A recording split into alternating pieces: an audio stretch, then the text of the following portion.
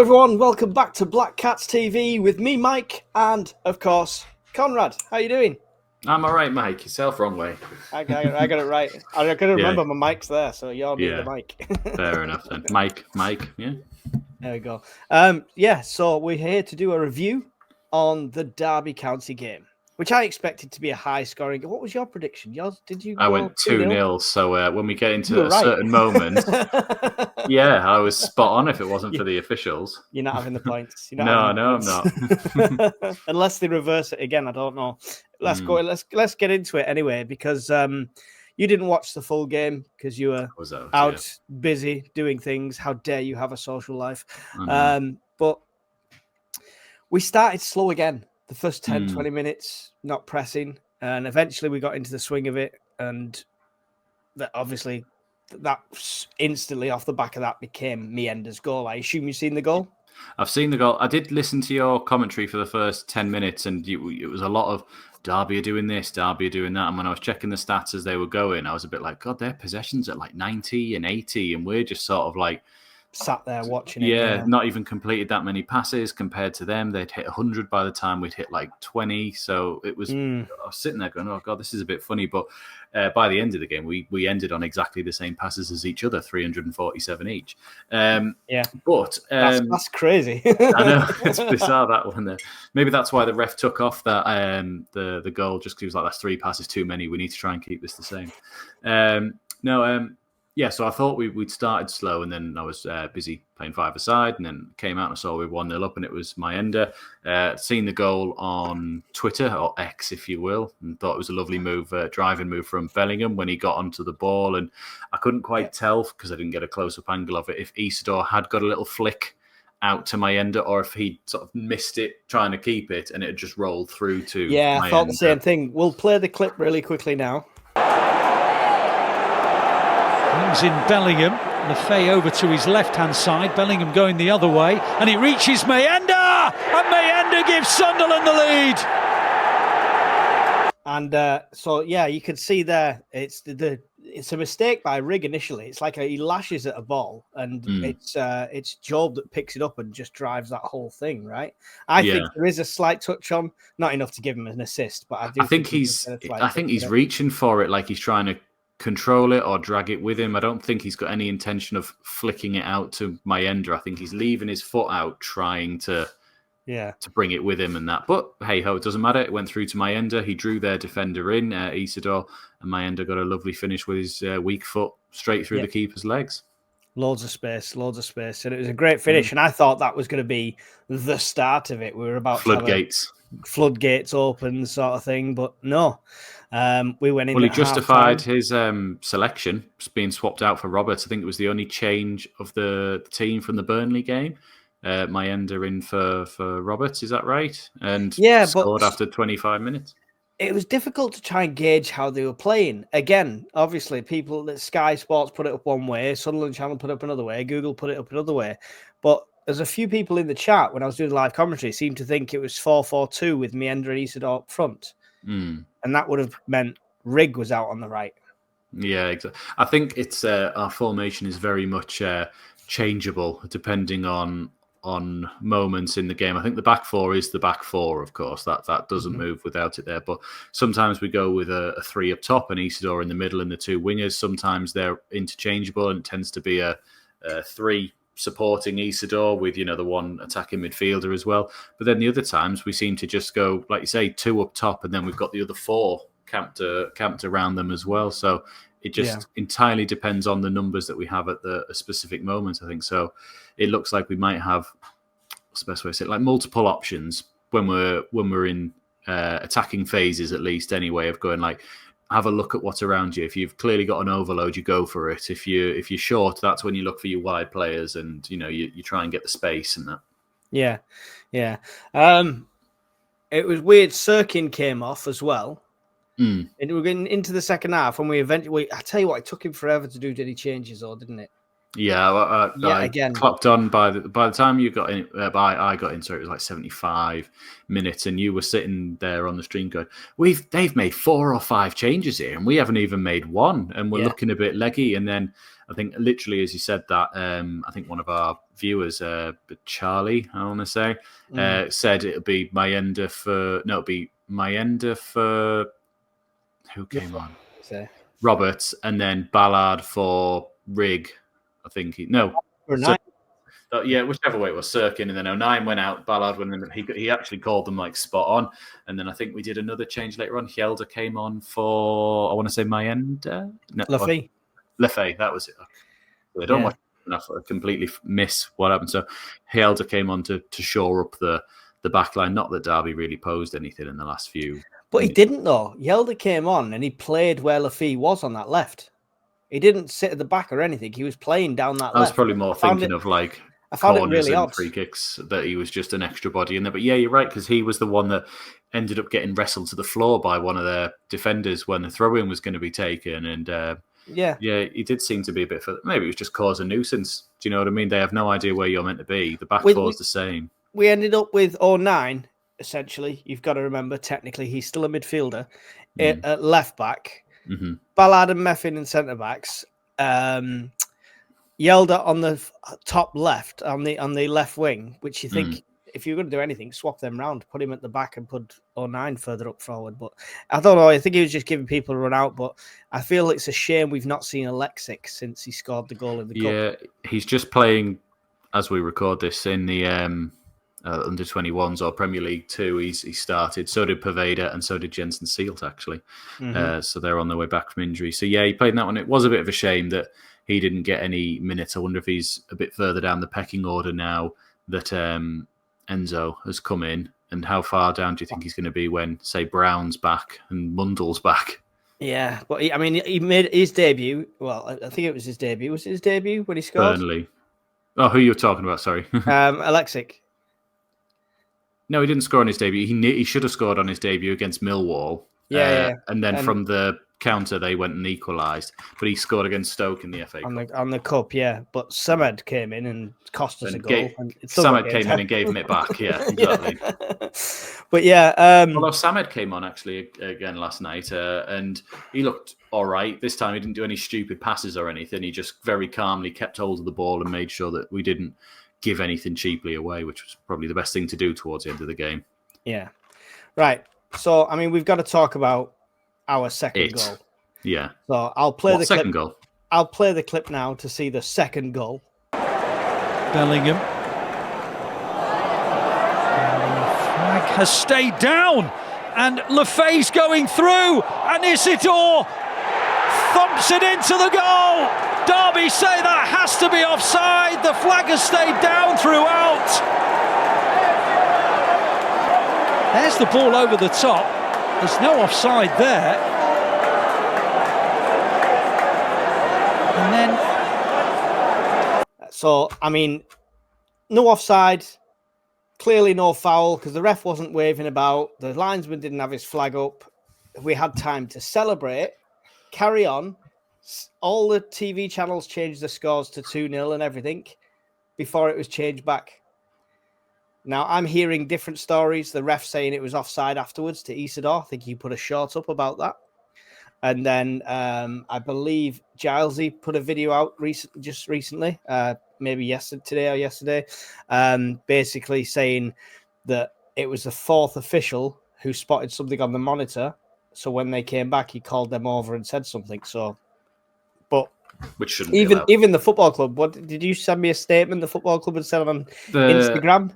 Yes, the club put a video on of the second goal, and they just titled it "Even We Don't Know what's going on" or something like that. So yeah, I mean, what's your take on it? Well, I messaged James Copley from the Sunderland Echo just to go, were you at the game? And unfortunately, he wasn't because I was just trying to sort of get like, well, what happened in the ground sort of thing. But he just seemed to. Because it didn't show it on the EFL stream or anything like that, but they did go back for the free kick, whereas by the time we got the video footage back, it was like they were playing on, so we just thought, kickoff had happened, of course. And that's what it looked like, yeah. Yeah, it just looked like they'd played on and they were in down the right-hand side. my take on it was when I watched it, I went, he came over and I missed the initial pass just out the corner and I thought, oh, is Isidore offside? But then he stopped. So then Enzo went and got the ball. So I thought, right, well, Enzo's onside. Then there was a ricochet between the two of them and it fell back to Isidore and he just smashed it in. And I thought, perfectly good goal. Looked at the ref. He was walking back. Looked at the linesman. He was walking back. Isidore kept looking back in his celebration like, am I good? Am I all right? They let him do a whole minute and a half of celebration with his whole team, clearly buzzing that he sort of put the demons to rest of last week and scored. And then as he's walked by the pitch, I suddenly saw just before the stream sort of went to the replays, he was going like, yeah. And I said that's when I typed in the chat, oh, it's been disallowed. And all the viewers jumped on me going like, no, it's not. It's 2-0. It's 2-0. What are you talking about? What are you talking about? And I had to sort of go, oh, maybe I'm wrong. Sorry. But I'm sure they've definitely said, it's disallowed. Yeah, but it took them 5-6 minutes after that to then change the score back. Yeah, they put 2-0. They carried on. And then the commentators just went, they've changed the score in the ground. And the crowd were all going, way. So they changed it back to 1-0. And then they changed it back to 1-0. And then I saw the comments going, it's 1-0. What the hell? And I was like, I said so. I said they disallowed it. But we thought you were drunk. Yeah, no. But there was no reason for it to be disallowed. Copley didn't say anything. I've seen other YouTubers as well going like, there's absolutely no reason. I've never seen anyone come in going, actually, it's because of this, and even trying to justify it. All everyone's saying is going, well, he's not offside. The ref didn't give the foul, and they didn't give the handball. Mm-hmm. So what is it? You can't then, and then if it is this fourth official that has looked at a video and gone, oh, maybe it was a handball when it bounced between the two of them. And if the fourth official told the ref, and then at the end you can clearly, it's not a case of bad lip reading. You can clearly see him saying to Isidore offside. Yeah. Then it's the guy on the monitor that's wrong. He says offside, and then he goes, you came from an offside position. And then he talks about, and you made contact. And it was a bit like, yeah, but you didn't give either of those because your linesman didn't put his flag up and you didn't call the free kick. So this is the thing. This is like VAR, what VAR would do. Yeah. Right? But we don't have VAR. The fourth official's there if the ref asks or needs it. Yeah, right. The fourth official's there mainly to watch the benches, isn't he? Or to be a sub for if one of the officials goes down. I didn't think he actually, in all my years watched football, I've never seen the fourth official go, excuse me, ref, you're wrong there. It's this. Never. So I don't know if they're allowed to, but it feels like, I've liked football since I was like 6. So I'm sitting there going, I don't want to show my age here, but that's like 18 years worth, is it? No, 28 years worth. Fucking hell, old now. That's right. Yeah, nearly took a decade off there. 28 years worth. I've never seen a fourth official go, actually, you're wrong on this. It's this. And he's the furthest one away out of everybody. We could speculate all night, but we just need them to come out with an explanation. Yeah, just come out and say, even if they came out and said, actually, we think we've got that wrong. You sort of go, complete cock-up, just admit it, just completely admit it that it was wrong.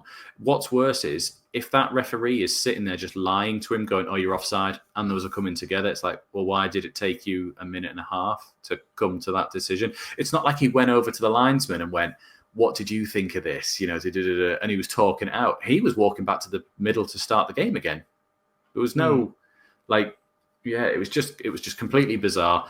I've never seen anything like it. I sent you the clip as well, but Clinton Morrison on Sky was going mental. And he doesn't even support Sunderland or Derby or anything. He was just going, but I think from a striker's perspective, he's a bit like, well, why is this being chalked up? So bizarre. Completely and utterly bizarre. I don't think we'll ever actually get an answer. No. And after that, because it was only 1-0, it was a nervy end of the game. It was just going on forever. We've all watched Sunderland before. We know what's capable at 1-0.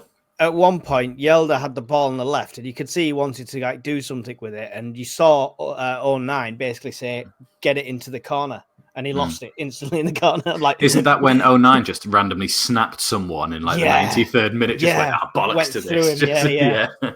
I loved that though. And the ref just went, play on. There was another point right towards the end where we got a free kick almost in the middle of the park for absolutely nothing.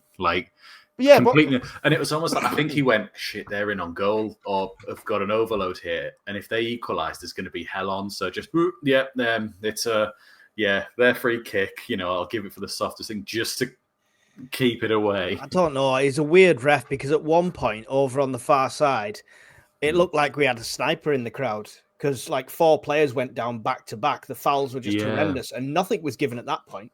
2 for each side. It was just, it was such that. I mean, he's a Premier League referee as well, technically. Yeah. It's so inconsistent. It's unreal. So you'd rather they just, like we said, come out and say, got that wrong. Sorry. Yeah.